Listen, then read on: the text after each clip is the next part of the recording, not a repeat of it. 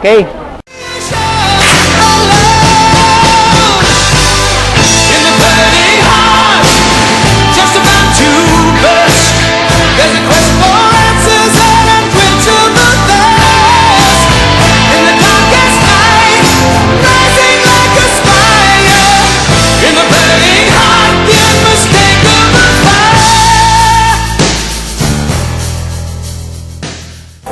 There is a life after transplant because as for me ho, kasi hindi ako talaga humihinto as a kidney transplant kasi para ho sa akin, baliwala ho yung pagkakasakit ko as a matter of fact.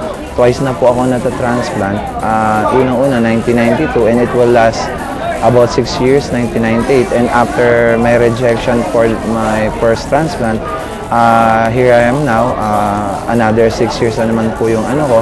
At sa kabutihang palad po ni Lord, nagkadalawa po akong baby. Yung baby ko po yung unang transplant. And ngayon po, may baby na naman po akong 7 months old. So, para po sa akin talaga, meron po talagang buhay after transplant ho. Basta wag lang po talagang bibitaw sa Panginoon as much as possible ho. Keep on live as a normal life. Kung ano po yung medicine binigay po ng doktor, wag pong kakalimutan na i-take yon every day. At pagdating po, basta palagi po sa kalakaran po, parang wag na lang pong kalilimutan po ang Panginoon, tawagan siya dahil po talagang, kung for my own opinion po, pangatlong buhay na po to sa akin. So, kailangan po talaga siya na lang po talagang pag-asa namin. Ganun po.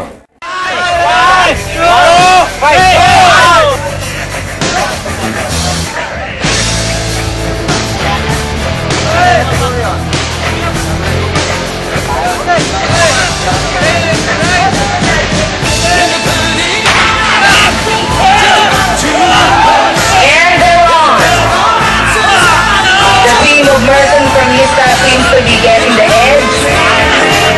However, I thought that the team of Marvin Tatre will rule out. Congratulations! Very meaningful yung naging life ko after transplantation kasi dito ko nakilala yung husband ko, kapwa ko din transplant. Dito rin ako nagkaroon ng family and magpo 14 years na ako ngayon transplant. So far, ito pan-second baby ko na to. So bali yung una kong, kumbaga parang kalahati kasi magsi-7 na yung first baby ko. Ito naman yung pangalawa na. So far naman, napaka-thankful ako sa transplantation kasi kung di dahil doon, hindi ako magkakaroon ng meaningful life. At itong meaningful, pangalawa kong life naman to, dinededicate namin sa simbahan, kami mag-asawa. Meron kami very active kami sa mga pastoral activities namin. Kumbaga parang, it's my way of thanking God. Parang binabalik ko lang yung blessings na binibigay niya sa akin.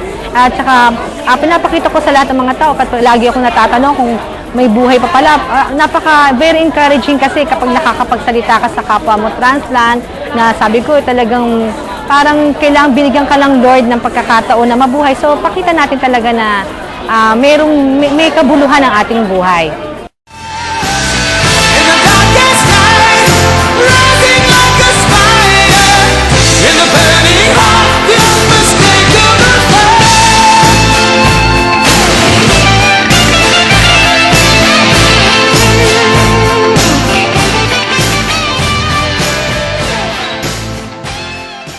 Has improved very much in being a transplant patient because I've learned that I have the ability to serve the other transplant and guide them in many ways, especially in medicine field.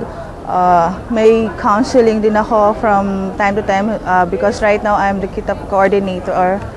And I think being a transplant, we have to think that we have given a second life. We should protect more of ourselves and share what has God given us the chance to live and share, and also to prove to them that there's life after transplant, to move on and be more positive in the way of life. So have to keep in mind that there's really life after transplant. So to all patients who are very active before, we should know that we have to move and keep more prayers and share what has life, as God given us life.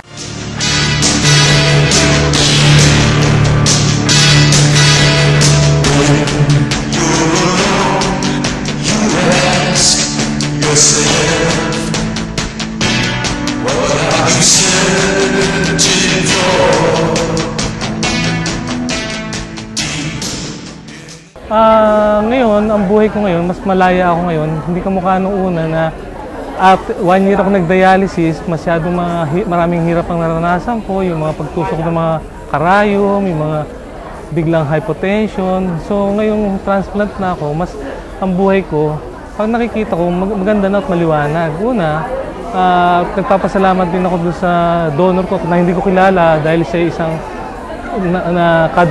cadaver siya. Patay na siya 32 hours before na maibigay sa akin yung kanyang kidney, at nagpapasalamat ako at nabuhay siya sa aking katawan.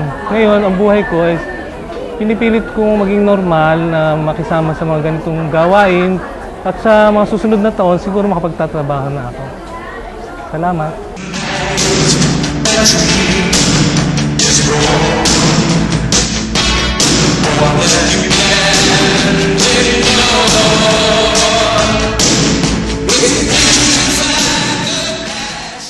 My life after transplant, well, it's definitely better. Kasi nung hindi pa nata-transplant, especially nung dinadialysis ako, talagang iba yung pakiramdam mo, hindi mo na alam minsan yung time of day, sa sama ng pakiramdam mo. But after the transplant, talagang yung pagising ko nga sa ICU nun, na parang gusto mo sabihin na naoperahan ba ako? And I even touched my stomach kung talagang natuloy operasyon dahil wala akong na-feel na pain, basta ano lang. I really felt great. So, thank you very much to the makers of Liaral. Thank you.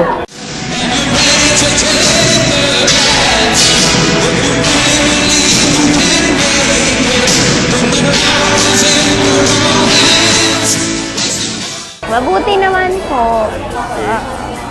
Maraming nagagawa.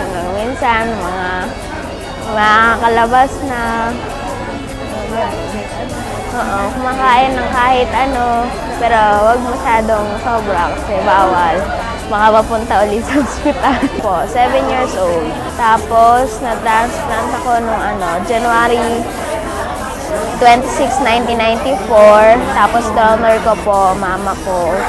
42 years old po siya dati. Ngayon, 52 na. Nakakapag-aral po ako ng maayos. 3rd year na po ako ngayon nag-aaral sa Olivares College sa Parañaque.